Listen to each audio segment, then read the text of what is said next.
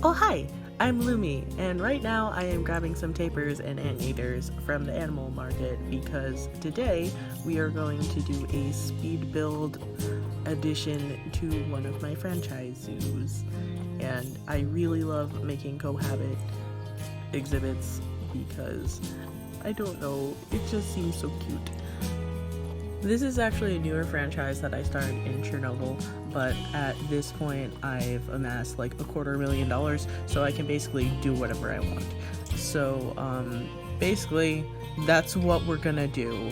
We're going to bring some tropical animals straight into the Arctic. Why not?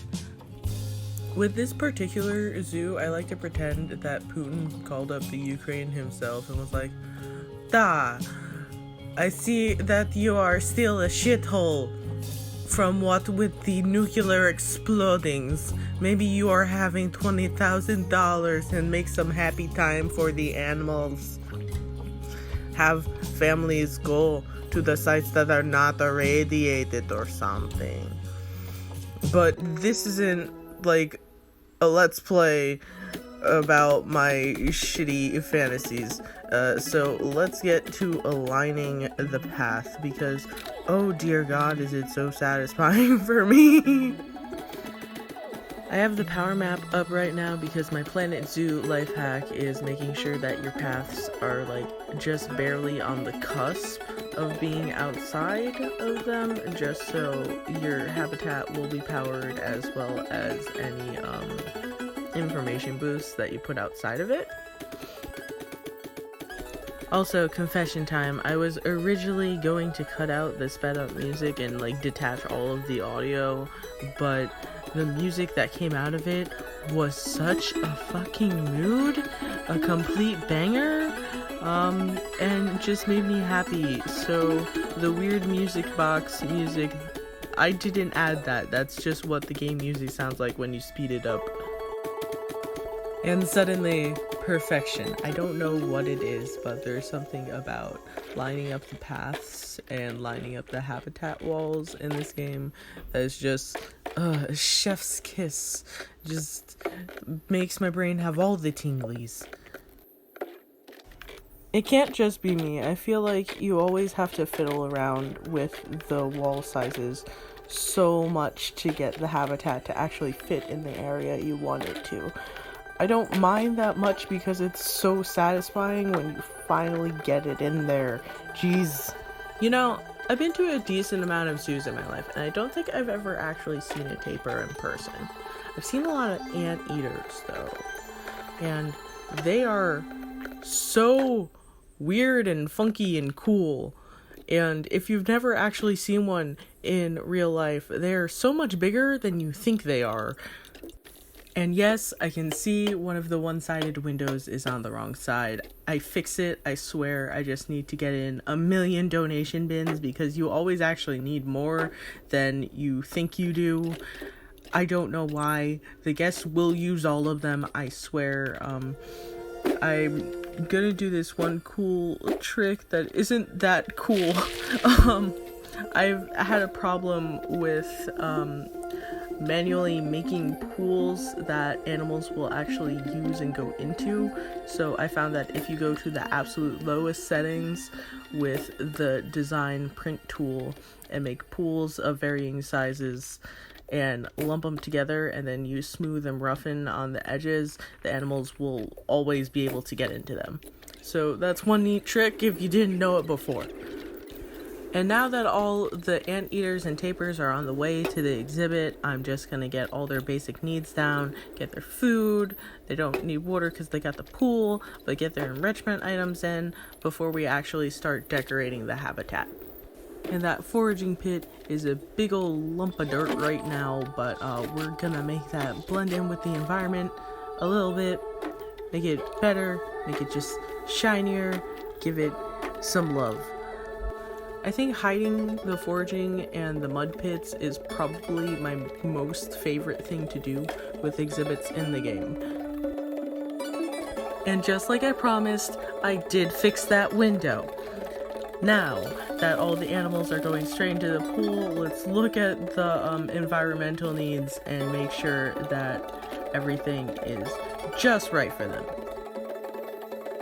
Let's place a little sleeping area for them real quick, just so they have a place that they can rest away from the guests.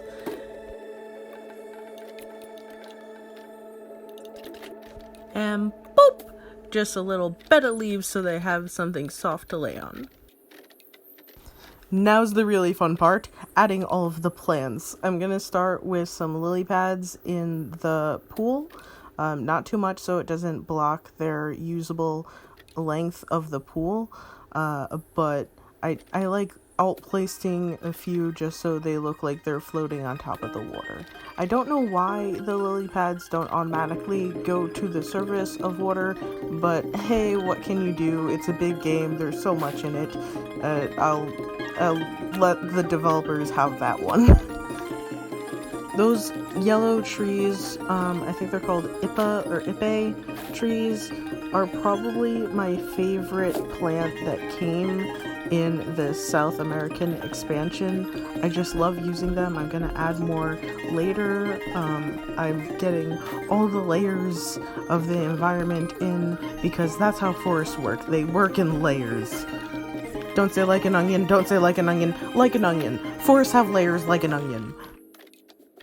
And now I finally start covering the edges of the foraging pit.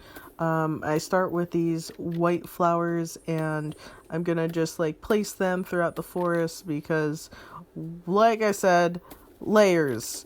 And I rather get all of the plants of one type out of the way before I get the others, just so I'm not going back into the plant mode again and again and again for the exact same plant.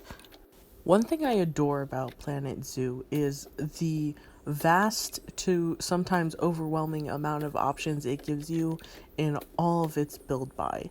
I feel like I'm always discovering a new plant or a new object that just, where did you come from? Who are you?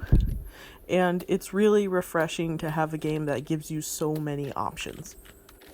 I don't know about you, but I used to be obsessed with Zoo Tycoon when I was a kid, and I feel like Planet Zoo is its final ultimate form. It's everything that I wanted it to be as a kid, but like now we actually have the technology to do so, and it is the best. I love it so much. At this point, most of the foraging pit is covered, which I'm proud about. It's really starting to come together, or at least I think so. I hope so. If you're watching this, I hope you think it's coming together. There's going to be a full tour at the end, so ha ha ha, you have to watch till then, or skip till then, I don't know. I mean, you can do whatever you want. I can't really control you. I guess I'm gonna add some stuff to the forest floor, make it look more like a forest. I mean, that is the overall goal with recreating the rainforest, right? Making it actually look like a rainforest. At this point, I get to do the fun thing with rocks, where you take a giant rock and you smush it down into the ground so it's a tiny rock, and add so many rocks. Rocks, rocks, rocks. I don't know why I added so many rocks. I guess they make the environment look more interesting. Who knows? Who cares? I still have a lot of virtual money, so I can spend it how I want. If I want to spend it on rocks, I'm gonna spend it on rocks. Right now we're basically done. I'm just gonna clean up the terrain a little, add a little stone under where the rocks are so it looks like it actually blends in, you know, the little details. Also, I'm gonna actually name the exhibit to reflect what animals it holds, because I should have done that already, but I have not. And while all the tapirs and the anteaters are being really adorable and swimming in the pool, an anteater that I thought was already here, was not already here, and came in and fucked up the bedding needs. Whoopsie!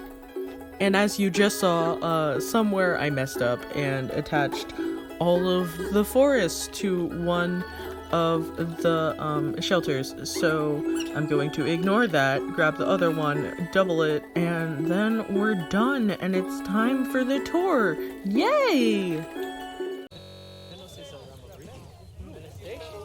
So let's ignore the sudden lack of music and get the camera roughly to guest level and just do a nice sweep.